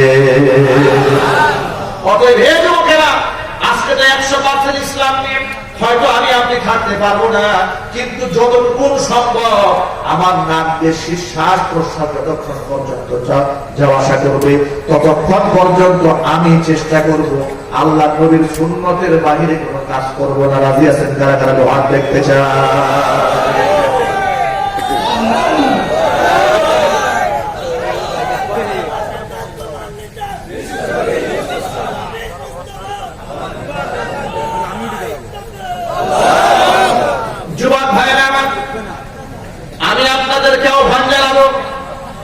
বিপদের সময় আমলের দাম বেশি, বিপদের সময় আমলের দাম বেশি। আর বিপদ যদি আসে ধর্ম মানতে গিয়ে, ভালো করে শোনে, ইসলাম মানতে গিয়ে যদি গালি খেতে হয়, তাহলে কোনো অসুবিধা নেই। গালি খেতে আমরা রাজি আছি না? আপনি যদি বলেন ইসলামের কারণে, ধর্মের কারণে কেউ যদি আমাদেরকে গালি দেয়, তাহলে আমরা এই গালি খেতেও রাজি আছে, কিন্তু ধর্ম ছাড়তে রাজি নয়। দেখবেন আপনারা যে ধর্ম পালন করতে গেলে অসংখ্য মানুষেরা তাদের বিরুদ্ধে কুৎসারণা করবে, তাকে হিট করে কথা বলবে। বাস্তবতা সমাজে নাই, কথা বলে না কেন? দিন, তারিখ, সন, ব্যক্তি একটা একটা করে বলা যাবে, কিন্তু উপমা দেওয়া সম্ভব নয়। কারণ এই বাস্তবতা অসংখ্য আপনার ডানে বামে সামনে পেছনে রয়েছে। বুরকা পরিহিতা নারীদের বিরুদ্ধে চক্রান্ত, এটাও আপনারা দেখেছেন। মুখে দাড়িওয়ালা যুবকদেরকে নিয়ে ষড়যন্ত্র, এটাও আপনারা দেখেছেন। জুড়ে বলে ঠিক? আশ্চর্যের ব্যাপার কি জানেন?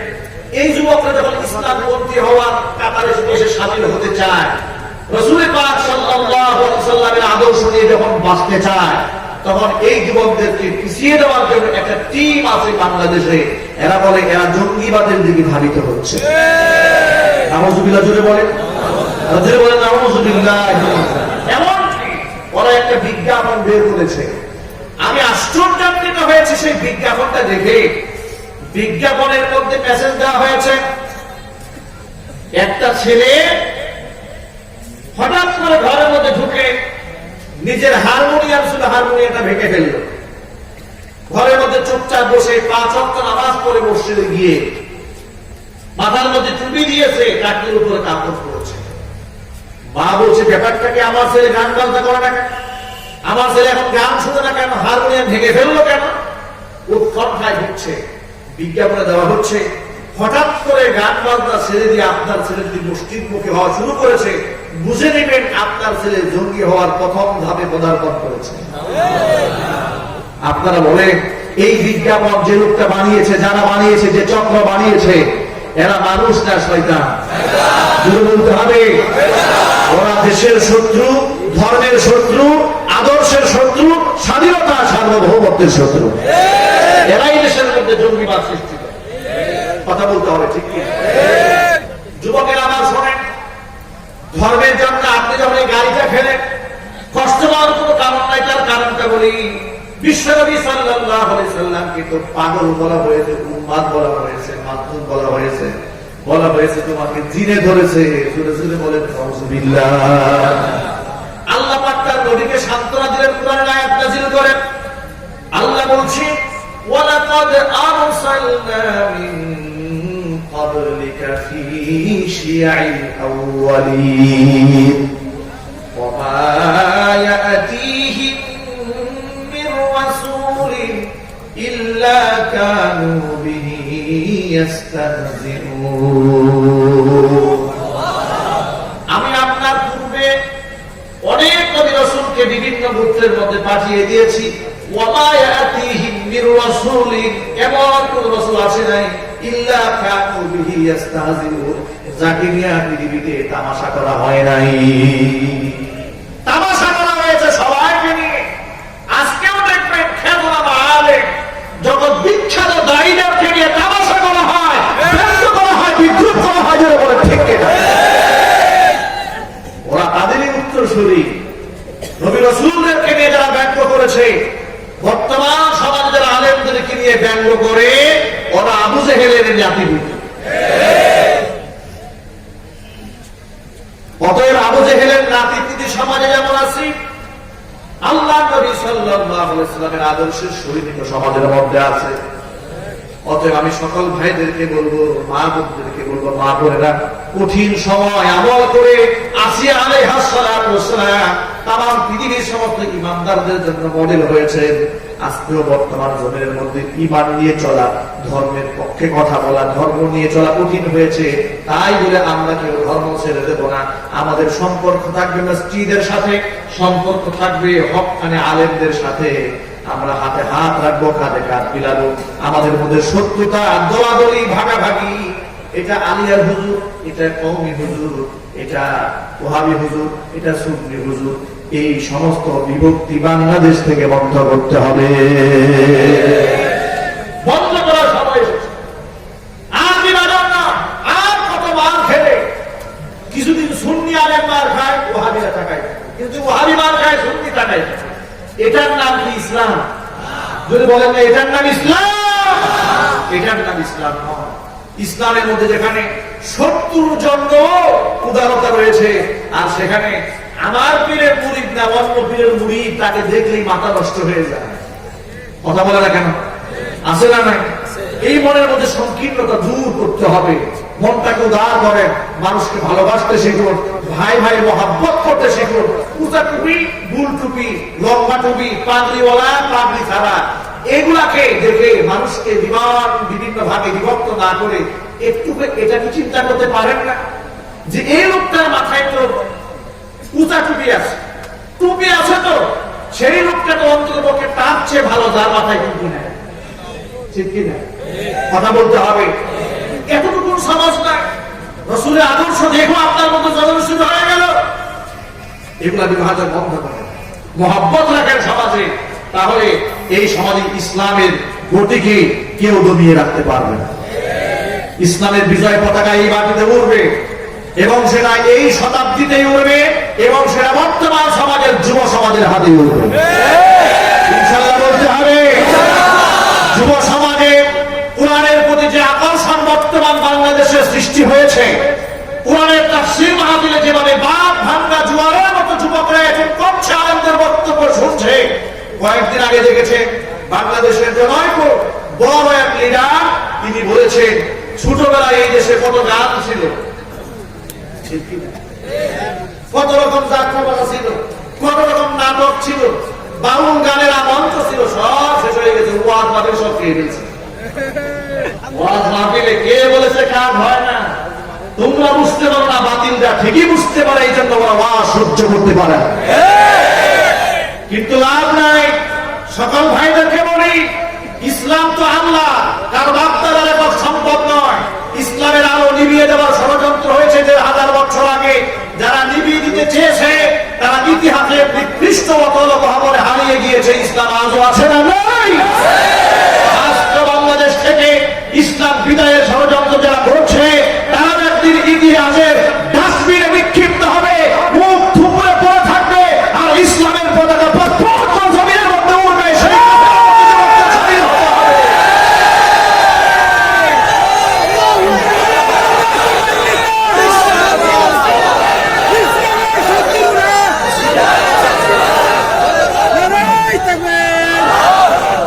এই জন্য যুবক ভাইদেরকে বলবো, যুবক ভাইরা, ইসলামের পতাকা ধারণ করতে হলে নিজেকে কোরআন এবং সুন্নাহর রঙে রঙিন করতে হবে, ঠিক কিনা? বেনামাজি সুন্নত পরিত্যাগকারী কখনোই কালেমার ধারক বাহক হতে পারে না। কালেমার ধারক বাহক তো সেই হবে যার মধ্যে রাসূল পাক সাল্লাল্লাহু আলাইহি ওয়াসাল্লামের সুন্নাহ থাকবে, যার মধ্যে 5 ওয়াক্ত নামাজ থাকবে, যার ঘরের মধ্যে পর্দা থাকবে। ও যুবকেরা, ওয়াদা করা যাবে আমরা 5 ওয়াক্ত নামাজ জামাতের সাথে আদায় করব। ও যুবকেরা, দুহাত তুলে ওয়াদা করেন আমরা 5 ওয়াক্ত নামাজ জামাতের সাথে আদায় করব। আমরা বলি ইনশাআল্লাহ। আমরা সুন্নাহ অনুযায়ী আমল করব। আমরা বলি ইনশাআল্লাহ। আমাদের মুখের দাড়ি থাকবে ইনশাআল্লাহ। তারা তারা আজকের পর থেকে মুখের দাড়ি রাখবে, হাত দেখতে চায়। ওই সমস্ত যুবকদের হাত দেখতে চায়, পর থেকে তাদের মুখে দাড়ি থাকবে। অনেকে এরকম করতেছে।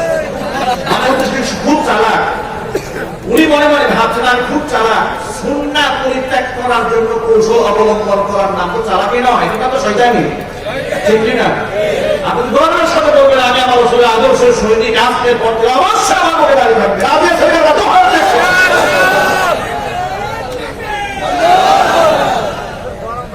আল্লাহ তাআলা কবুল করে, জোরে বলেন আমিন। উপহাস আসবে, হাসি তামাশা আসবে, এগুলো বাইপাস রাখতে হবে।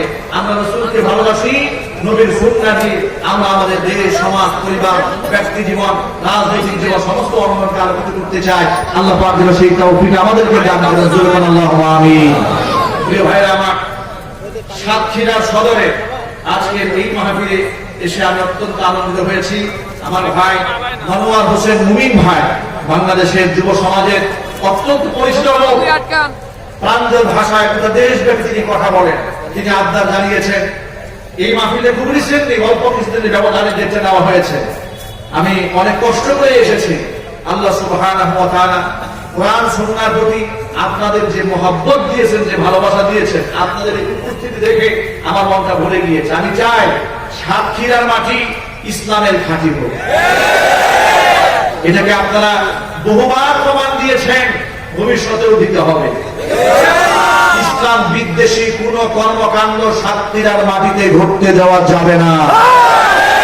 কোন শিরিক, বেদাত, কুফরি আকীদা কিংবা কুফরি সংশ্লিষ্ট কোন সংস্কৃতি এই মাটিতে আমরা বরদাস্ত করব না। রাজি আছেন যারা? দুহাত দেখতে চাই।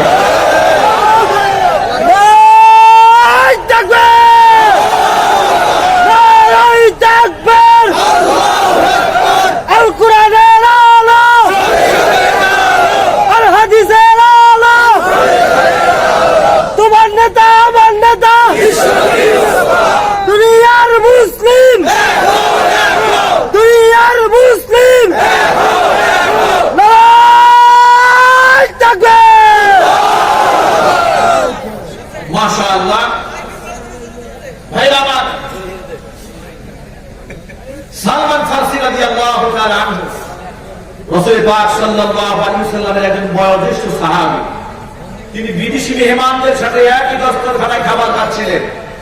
এমন সময় খাবার খেতে গিয়ে হাতের লোকমা কিছু অংশ মাটিতে পড়ে গেলে তিনি সেই লোকমা ধরে মুখে উঠায় খাবারটা পরিষ্কার করে খেয়ে ফেললেন। সাথে তার সাথী বললেন, যে হুজুর আপনি তো এই কাজটা না করলেও পারতেন, এখানে বিদেশি মেহমানরা আছে, ওরা এই কালচারটাকে আয়েব মনে করে, দোষ মনে করে যে মুসলমানরা কত ছোট লোক, তারা খাবারের লুকমা কিছু অংশ মাটিতে পড়েছে, সেটাকে পরিষ্কার করে আবার খেয়ে ফেলেছে। কত ছোট লোক মুসলমানরা তো মনেও করতে পারে। সালমান ফারসি রাদিয়াল্লাহু তাআলা আনহু যে জবাবটা দিয়েছিলেন, সেই জবাবটা প্রতিটা মুসলমানের মৃত্যু পর্যন্ত মনে রাখা উচিত, আর এটাই হতে হবে মানসিকতা। তিনি জবাব দিয়ে বললেন, আআতুরুকু সুন্নাত হাবিবি সাল্লাল্লাহু আলাইহি ওয়াসাল্লাম বিহাউলাইল হুমাকা। এই সমস্ত বোকা এবং নির্বুদ্ধের জন্য তাদের সন্তুষ্টি করতে গিয়া, তাদের দৃষ্টি আকর্ষণ করতে গিয়ে আমি আমার রাসূলের সুন্নাহকে ছেড়ে দেব নাকি? সুবহানাল্লাহ বলবেন না? কি কথা! যে এরা খুশি হবে, এদের সমাজ ঠিক থাকবে, এই জন্য আমি আমার নবীর সুন্নাহকে ছেড়ে দেব? এই কথাটা সালমান ফারসি রাদিয়াল্লাহু তাআলা আনহু যেভাবে বলেছিলেন, প্রত্যেকটা মুসলমানকে সেভাবেই বলতে হবে। ও আমাকে মৌলবাদ বলবে, এই কারণে মুখে দাড়ি কামাই ফেলবো আমি, পশ্চিম কালেও হতে পারে না। আমার মা বোনটা পণ করবে, আমি বোরকা ছাড়া, শারীরিক পর্দা মেইনটেইন করা ছাড়া কোনোদিন ঘরের সীমানার বাহিরে যাব না। ঠিক ঠিক। দায়িত্ব শুধুমাত্র নারীদের একক ভাবে নয়।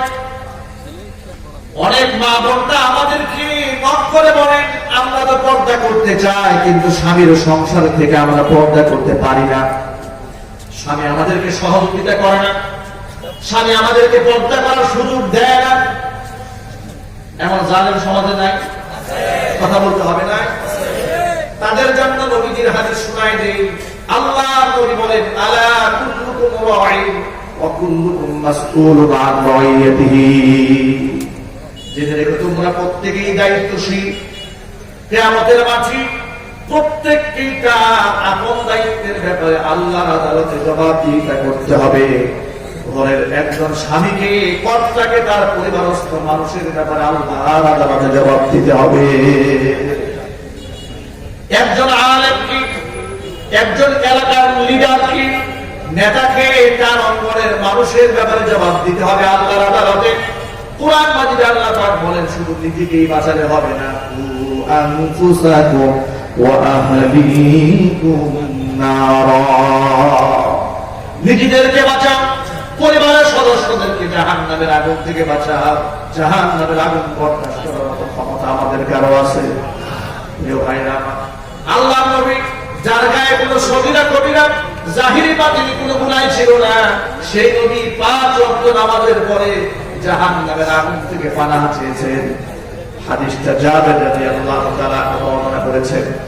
হাদিসটা আব্দুল্লাহ ইবনে আব্বাস রাদিয়াল্লাহু তাআলা বর্ণনা করেছেন। তিনি বলেন, عن عبد الله بن عباس رضي الله تعالى عنه قال كان رسول الله صلى الله عليه وسلم يقول دبرات لصلاته اللهم إني أعوذ بك من عذاب القبر اللهم إني أعوذ بك من عذاب النار اللهم إني أعوذ بك من الفتن ما ظهر منها وما بطن اللهم إني أعوذ بك من الأعور الكذاب। চারটা আযাব থেকে, শাস্তি থেকে, ফিতনা থেকে আল্লাহ নবী 5 ওয়াক্ত নামাজে, প্রত্যেক নামাজের পরে আল্লাহর কাছে পানাহ চাইতেন। 1 নম্বরে বলতেন, আল্লাহুম্মা ইন্নী আউযু বিকা মিন আযাবিল কবর, আল্লাহ কবরের আযাব থেকে আল্লাহ তুমি তোমার কাছে পানাহ চাই। 2 নম্বর বলতেন, আল্লাহুম্মা ইন্নী আউযু বিকা মিন আযাবিন নার, জাহান্নামের আগুন থেকে পানাহ চাই। 3 নম্বর বলতেন, আল্লাহুম্মা ইন্নী আউযু বিকা মিনাল ফিতানি, ফিতনা থেকে তোমার কাছে পানাহ চাই। মা যাহারা মিনহা ওয়া মা বাতান, প্রকাশ্য গোপনে যত প্রকার ফিতনা আছে, ফিতনা থেকে পানাহ চাই। 4 নম্বর বলতেন, আল্লাহুম্মা ইন্নী আউযু বিকা মিনাল আওয়ারিল কাযাব, দাজ্জালের ফিতনা থেকে আল্লাহ তোমার কাছে পানাহ চাই। প্রিয় ভাইরা, আপনারা আমার প্রশ্নের জবাব দিয়ে বলেন, নবীজির গায়ে গুনাহ ছিল? আরো জোরে, কোন প্রকার গুনাহ ছিল না। বেগুনাহ মাসুম নবী জাহান্নামের আগুন থেকে পানাহ চান, কবরের আযাব থেকে পানাহ চান, দৈনিক 100 বারের মতো তওবা করেন। কিন্তু আমরা কয়বার আল্লাহর কাছে জাহান্নামের আগুন থেকে পানাহা চাই। আল্লাহ নবী সাল্লাল্লাহু আলাইহি সাল্লাম জাহান্নামের বর্ণনা যখন দিয়েছে, সাহাবায়ে কেরাম কাঁপতে কাঁপতে দাড়ি ভিজিয়ে ফেলেছে। কোরআন মাজিদে আল্লাহ রাব্বুল আলামিন নিজেই জাহান্নামের ভয়াবহতার ব্যাপারে বলেন, জাহান্নামের আগুনের তীব্রতার ব্যাপারে বর্ণনা দিয়ে বলেন, কুল্লামা নাফিজাত জুলুদুহুম বাদদালনাহুম জুলুদান গায়রাহা লিয়াযুকুল আযাব। জাহান্নামীদের গায়ের চামড়া যখন জাহান্নামের আগুনে পড়ে যাবে, সাথে সাথে আমি বদলায়া দেব। নবীজি বলেন, সেকেন্ডে গায়ের চামড়া 70 বার পুড়ে যাবে, আল্লাহ পাক 70 বার নতুন করে সৃষ্টি করে দেবেন। জাহান্নামে পুরার যন্ত্রণা করা কঠিন। আগুনে পুরার সামান্য দুনিয়ার আগুন যেগুলো আছে, সে আগুনে যদি কারো হাতটা লেগে যায়, তারা ভালো করে জানে। আপনার ঢাকাতে বা ইউনিটি চলে যান, গিয়ে দেখেন অগ্নিদগ্ধে মানুষগুলা কেমন যন্ত্রণায় কাতরায়, কত কষ্ট তারা পায়। গ্যাসের আগুন ধরাতে গিয়ে সামান্য আগুন গায়ে লাগলে কি পরিমাণ যন্ত্রণা হয়। ভাই আমার, এতটুকু আগুন বরদাস্ত করার ক্ষমতা আমার নাই, আপনার নাই। তাহলে কিয়ামতের ময়দানে এমন ভয়াবহ জাহান্নামের আগুন থেকে আমরা কেমনে বাঁচবো? আমাদের বাঁচাতে হবে নিজেদেরকে। আল্লাহ পাক বলেন, কু আনফুসাকুম ওয়া আহলিকুম নারা, নিজেদেরকেও জাহান্নামের আগুন থেকে বাঁচাও, নিজের পরিবারের সদস্যদেরকে জাহান্নামের আগুন থেকে বাঁচাও। এই জন্য ভাইরা আমার, নিজেরা জাহান্নামের আগুন থেকে বাঁচতে চায়, 5 ওয়াক্ত নামাজ আমরা নিজেরা আদায় করব, সাথে সাথে আমার মা বোনরা যেন নামাজ আদায় করে, সেই ব্যাপারে আমরা যত্নবান হব। পারবো না ইনশাআল্লাহ? যদি বলেন পারবো না ইনশাআল্লাহ? নবী করিম সাল্লাল্লাহু আলাইহি ওয়াসাল্লাম বলেছেন, স্বামী স্ত্রীকে যদি পর্দায় না রাখে, যদি হক আদায় না করে, যে স্বামী তার স্ত্রীকে পর্দায় রাখে না, সেই স্বামীর ব্যাপারে রাসূলুল্লাহ সাল্লাল্লাহু আলাইহি ওয়াসাল্লাম বলেছেন, এটা হলো দাইয়ুস স্বামী। কি স্বামী যদি বলেন? আর যদি বলেন কি স্বামী? দাইয়ুস। 3 ব্যক্তির জন্য জান্নাত হারাম। এক ব্যক্তি হলো মুমিনুল খামর, যারা মদ পান করে, তাদের জন্য জান্নাত হারাম। 2 নম্বর হচ্ছে ওয়ালা আকু, পিতামাতার অবাধ্য সন্তান যারা, তাদের জন্য জান্নাত হারাম। 3 নম্বর হচ্ছে ওয়াদাইয়ুসুল্লাযী ইযরু ফি আহলিহিল খাবাসা, নিজের পরিবারের মধ্যে অশ্লীলতা, ইসলাম বিদ্বেষী কর্মকাণ্ড চলার পরে যে ব্যক্তি অন্যায়ের প্রতিবাদ জানায় না, এই পুরুষ হলো দাইয়ুস পুরুষ, তার জন্য জান্নাত হারাম। এত সহজ নয়, এত সহজ নয়। বছরে বছর উমরা করলেই না পাওয়া যাবে না। নিজের পরিবারের মধ্যে ইসলামী আদর্শকে নিজের পরিবারের মধ্যে বাস্তবায়ন করতে হবে।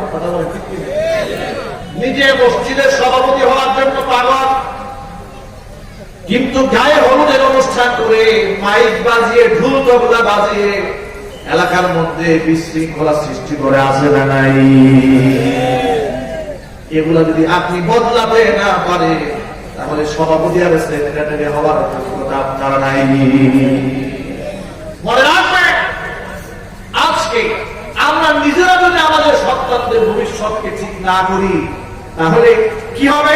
আমি জমিন থেকে বিদায় হব, আমার সন্তান জীবনে পুরো একটা দিন আমার নামটা পর্যন্ত মুখে উচ্চারণ করবে না। বাস্তবতা আছে না? কথা বলে না, আছে না? আপনি বললে তো খবর রাখবে দূরের কথা, সন্তানদেরকে যদি দ্বীনি শিক্ষায় শিক্ষিত না করেন, ইসলামী মূল্যবোধ যদি নিজের সন্তানকে পরিবারের মধ্যে জাগ্রত করতে না পারেন, তাহলে আপনি মরার পরে খবর রাখবে দূরের কথা, বেঁচে থাকা অবস্থাতে আপনার খবরটা বন্ধ হয়ে যাবে। গত সপ্তাহের খবর আপনারা দেখেছেন, আর টেলিভিশনে মানিকগঞ্জে শতবর্ষী এক বৃদ্ধা মহিলা করুণ আপনাদের কথা টেলিভিশন সংবাদ মাধ্যমে প্রচার করা হয়েছে।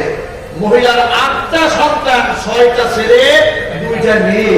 এই 8 সন্তানের জননী, 100 বছরের বৃদ্ধা মহিলাকে সন্তানেরা রাস্তায় ফেলে পালিয়ে গেছে। এবং এই সন্তানদের মধ্যে তার ছেলে রয়েছে ডাক্তার, ডাক্তার রয়েছে তার ছেলে, অন্যান্য ছেলেরা বিভিন্ন পেশায় তারা প্রতিষ্ঠিত। এর মানে ইসলামী মূল্যবোধ নিজের ঘরের মধ্যে সৃষ্টি করতে না পারার কারণে জীবদ্দশায়িত বৃদ্ধা মাকে রাস্তায় ফেলে দিয়েছে। জীবদ্দশায় তো বাবাকে রাস্তায় ফেলে দিয়েছে, মরার পরে আপনার খবর রাখলে তুই বললো তুই পাগলে। এই জন্য আমি সকল ভাইদেরকে বলি, নিজেরা যেমন ইসলামকে মান্য করতে হবে, ঘরের মধ্যে সন্তানরা যেন ইসলামী মূল্যবোধে বিশ্বাসী হয়, এই জন্য ইসলামের চর্চা ঘরের মধ্যেও থাকার দরকার আছে না? এই জন্য কোরআন শিক্ষা গ্রহণ করার বাধ্যতামূলক ভাবে সন্তানদেরকে আলেমদের সাথে উঠা বসা করান, হকখানে আলেমদের বয়ান শোনান, তাদের সান্নিধ্যে বাচ্চাদেরকে পাঠান।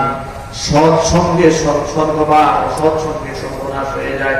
মৎখরের সাথে চললে মানুষ যেমন মৎখর হয়, জেনাকারের সাথে চললে মানুষ জেনাকার হয়ে যায়, নামাজিদের সাথে চললে মানুষ নামাজি হয়ে যায়। আলেমদের সাথে উঠা বসা করে অসংখ্য বেনামাজি নামাজি হয়েছে, অসংখ্য সুদখোরেরা সুদ ছেড়েছে, জেনাকারেরা জেনা ছেড়েছে। আমার নিজের খুব কাছে এমন অসংখ্য বন্ধু বান্ধব আমার আছে যারা রাস্তায় দাঁড়িয়ে একসময় পেশাব করেছে, এদেরকে আমি বাথরুম থেকে পেছনে দাঁড়িয়ে থেকে তাকে হাত ধরে মসজিদে নিয়ে এসেছি। তাকে যদি আপনি বর্তমান তার চেহারা দিকে তাকান, আপনি ভাববেন ইনি মনে হয় বাইতুল মুকাররম থেকে নামাজ পড়ে আসছে। সুবহানাল্লাহ বলবেন না? নিজের সন্তানকে 30 পারা করে হাফেজ বানিয়েছে।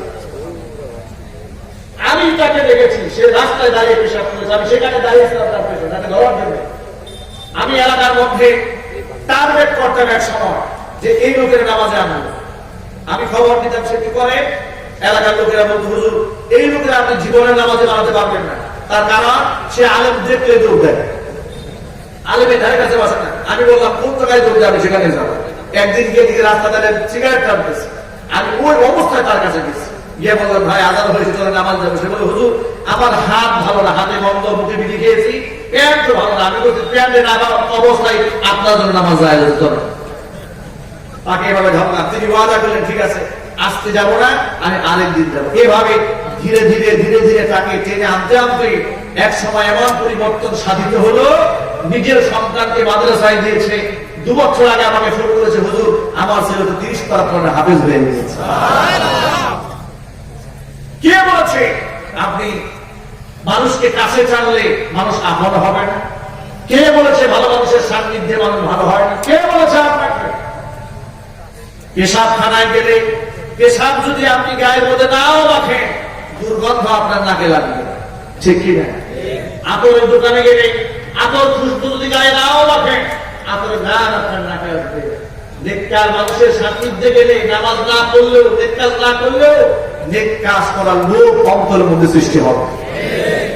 যখন নামাজে আপনার ভাইকে নামাজ যাবে, আপনার মনে যাবে যে না আমার তো নামাজ পড়া উচিত, আপনার বিবেক জাগ্রত হবে।